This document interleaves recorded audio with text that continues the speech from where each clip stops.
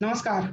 परख के आज के इस अंक में मैं आपसे क्रिस्टोफ जेफरलॉ और प्रणव धवन के एक लेख पर बातचीत करूंगा। यह लेख आज यानी कि 20 सितंबर 2021 के द इंडियन एक्सप्रेस में प्रकाशित हुआ है और इस लेख का शीर्षक है द मंडल मंदिर इक्वेशन। इस लेख में दोनों ही लेखक हमें यह बताना चाहते हैं कि किस तरीके से हाल फिलहाल में भारतीय जनता पार्टी ने बहुत गहराई से यह कोशिश की है कि वह खुद को पिछड़ी जातियों की पार्टी के रूप में स्थापित करे और वह इसी के माध्यम से अब उत्तर प्रदेश के चुनाव में अपनी नैया पार लगाना चाहती है। क्रिस्टोफ जेफरलॉ और प्रणव धवन इस लेख में भारतीय जनता पार्टी की इन कोशिशों की पड़ताल करते हैं और उसके सामने आने वाली मुख्य चुनौतियों के बारे में हमें बताते हैं।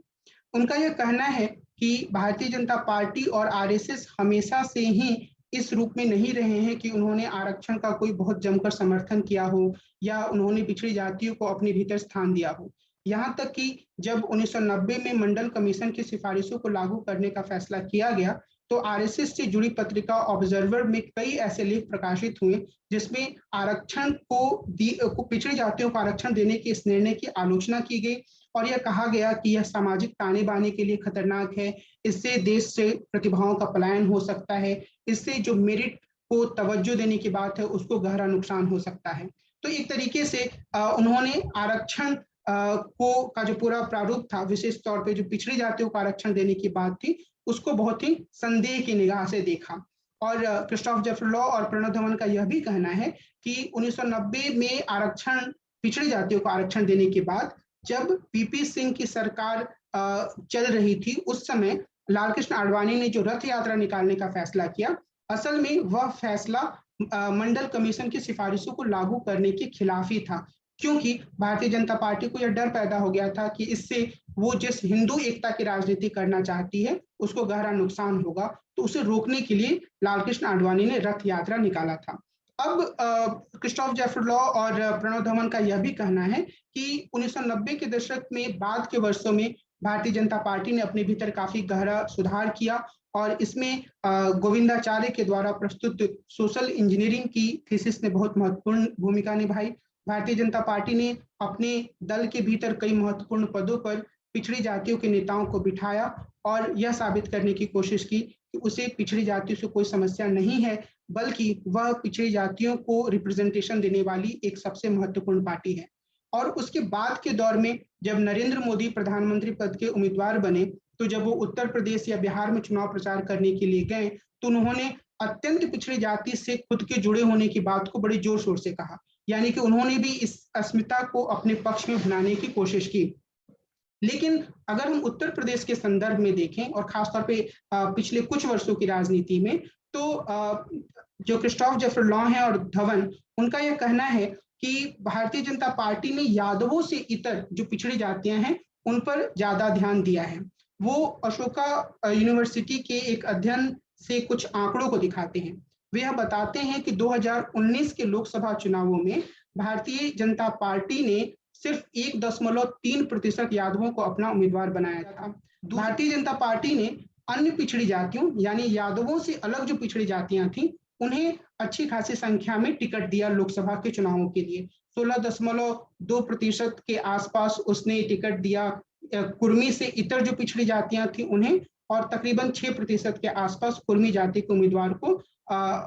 अपने पार्टी की तरफ से टिकट दिया। इस लिहाज से हम यह देख सकते हैं कि कैसे भारतीय जनता पार्टी ने बिल्कुल सचेत रूप से यादवों से इतर जो पिछड़ी जातियां थीं उन्हें उत्तर प्रदेश में वरीयता दी। सीएसडीएस के एक अध्ययन का हवाला देते हुए जेफरलॉ और धवन यह बताते हैं कि 2019 के लोकसभा चुनावों में जहां 60% यादवों ने समाजवादी पार्टी को वोट दिया, वहीं 72% यादवों से अलग जो पिछड़ी जातियां थी उन्होंने भारतीय जनता पार्टी को वोट दिया। इसका मतलब यह है कि भारतीय जनता पार्टी को यादवों से अलग पिछड़ी जातियों को रिझाने की जो पूरी कोशिश थी उसका लाभ भी मिला। हाल के समय में भारतीय जनता पार्टी ने केंद्रीय मंत्रिमंडल में बहुत सी पिछड़ी जातियों और एससी और एसटी नेताओं को जगह दी है। मौजूदा समय में एससी, एसटी और ओबीसी के कुल 47 नेता या 47 सांसद मंत्री हैं नरेंद्र मोदी की सरकार में, जो अपने आप में निश्चित रूप से एक रिकॉर्ड है, क्योंकि स्वतंत्र भारत में कभी भी इतना ज्यादा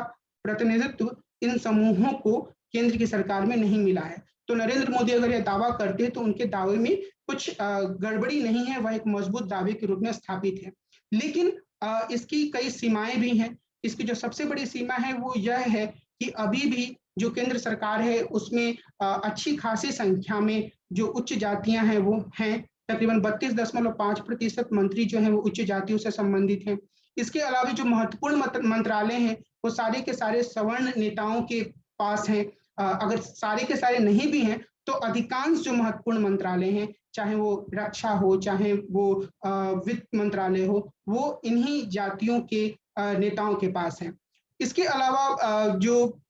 दूसरी बात, एक समस्या है भारतीय जनता पार्टी के रूप में अपनी इस छवि को स्थापित करने के रास्ते में और इस छवि के सहारे उत्तर प्रदेश के चुनाव में अपनी नैया पार कराने के रास्ते में, वो यह है कि पिछले विधानसभा चुनावों के बाद इसने केशव प्रसाद मौर्य को मुख्यमंत्री नहीं बनाया। जयप्रकाश और धवन का यह मानना है कि भारतीय जनता पार्टी को जो पिछड़ी जातियां हैं उनके सामने यह स्पष्टीकरण देने के लिए अच्छी खासी मशक्कत करनी पड़ेगी कि आखिर क्यों केशव प्रसाद मौर्य को मुख्यमंत्री नहीं बनाया गया। इसके अलावा जो जयप्रकाश है और धवन है, उनका यह कहना है कि जो एक कमीशन गठित किया गया था उत्तर प्रदेश में कि जो आरक्षण है पिछड़ी जातियों के लिए उसको बांटा जाएगा दो भागों में, एक उच्च पिछड़ी जातियों के लिए और दूसरे निम्न पिछड़ी जातियों के लिए। लेकिन ये जो कमीशन बना उसकी सिफारिशों को अभी तक लागू नहीं किया गया है। यह भी एक ऐसी बात है जो कि भारतीय जनता पार्टी की इन तमाम कोशिशों के रास्ते में एक बाधक का काम कर सकती है। इसके अलावा जयप्रकाश और धवन यह कहते हैं कि हाल के समय में पिछड़ी जातियों की जनगणना की मांग ने काफी जोर पकड़ा है और विभिन्न पार्टियों की पिछड़ी जातियों के नेता इसका समर्थन कर रहे हैं। भारतीय जनता पार्टी अगर इस पर कोई ठोस निर्णय नहीं लेती है तो यह उसके गले की हड्डी बन सकती है। यहाँ तक कि भारतीय जनता पार्टी के भी पिछड़ी जातियों के कुछ नेताओं ने इस मांग का समर्थन किया है। तो आने वाले समय में भारतीय जनता पार्टी इस मांग पर क्या रुख अपनाती है, इससे भी उत्तर प्रदेश की चुनावी राजनीति में उसकी स्थिति पर प्रभाव पड़ेगा। इसके अलावा जो एक महत्वपूर्ण पहलू है वो ये कि भारतीय जनता पार्टी के द्वारा लगातार पिछड़ी जातियों को ज्यादा तवज्जो देने, 127वें संविधान संशोधन के माध्यम से राज्य सरकारों को पिछड़ी जातियों की श्रेणी का विस्तार करने का अधिकार देने जैसे फैसले करने के कारण जयप्रकाश और धवन ये कहते हैं उच्च जातियों के भीतर काफी नाराजगी जैसा माहौल है और कई उच्च जातियों के नेता जो भारतीय जनता पार्टी से जुड़े हुए हैं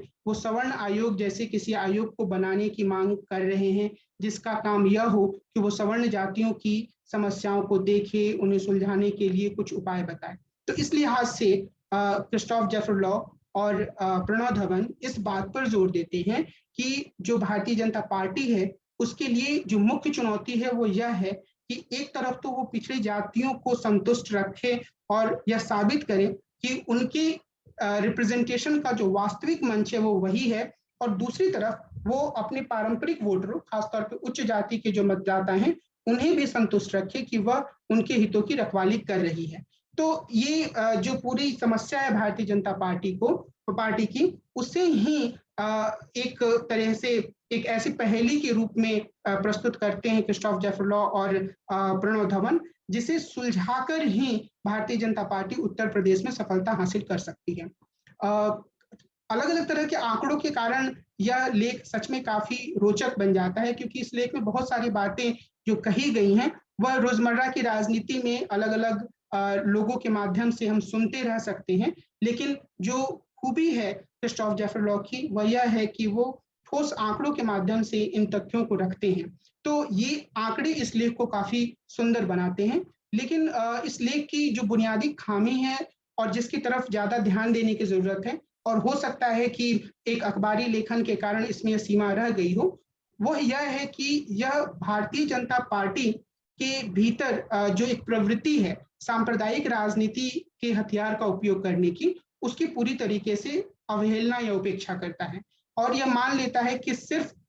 रिप्रेजेंटेशन देना ही भारतीय जनता पार्टी के हाथ में एक टूल है या एक यंत्र है, जबकि हकीकत यह है कि भारतीय जनता पार्टी के हाथ में जो सबसे बड़ा यंत्र रहा है वह रहा है हिंदुत्व का, जिसमें कि वह बार बार मुस्लिमों को एक खलनायक या एक विलेन या एक अदर के रूप में प्रस्तुत करती रही है। और अभी भी हाल फिलहाल के अगर हम विमर्श को देखें जो कि गोदी मीडिया के द्वारा या भारतीय जनता पार्टी के द्वारा चलाया जा रहा है, उसमें भी एक सांप्रदायिक ध्रुवीकरण करने की कोशिश लगातार हो रही है। और इसमें जो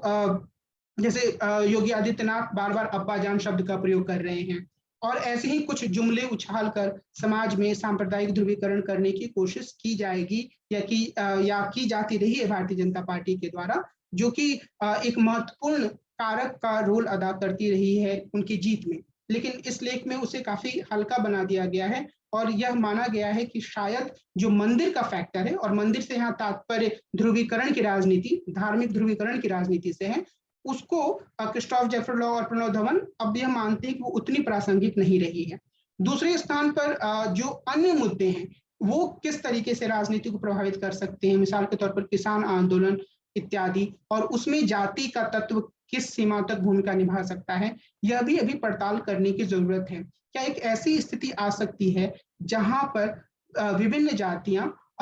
किसान होने के कारण जो व्यवहार रहा है भारतीय जनता पार्टी का किसानों के प्रति, उसके चलते एक आक्रोश के कारण भारतीय जनता पार्टी की मुखालफत आरंभ कर सकें? और अगर ऐसी कोई संभावना बनती है तो क्या जो पूरे डिस्कोर्स को जाति पर ही सीमित करने की एक प्रक्रिया हम देख रहे हैं, उस पर गहरा सवालिया निशान लगेगा? यह एक ऐसा पहलू है जिस पर बहुत गहराई से विचार करने की जरूरत है। लेकिन अगर मैं बहुत ही संक्षेप में कहूं तो क्रिस्टोफ जेफर लॉ और प्रणव धवन जो तर्क देना चाहते हैं वो यह कि मंदिर के मुद्दे के थोड़े हल्के होने के कारण अब भाजपा का सारा दारोमदार मंडल पर है, और मंडल से यहाँ पर तात्पर्य है पिछड़ी जातियों की राजनीति से, और इन पिछड़ी जातियों में भी उसका मुख्य जोर यादवों से इतर जातियों पर है। लेकिन इसके अलावे जैसे मैंने आपको बताया कई अन्य पहलू हैं जिन पर हमें विचार करने की जरूरत होगी अगर हम उत्तर प्रदेश की राजनीति को समग्र तरीके से समझना चाहते हैं तो।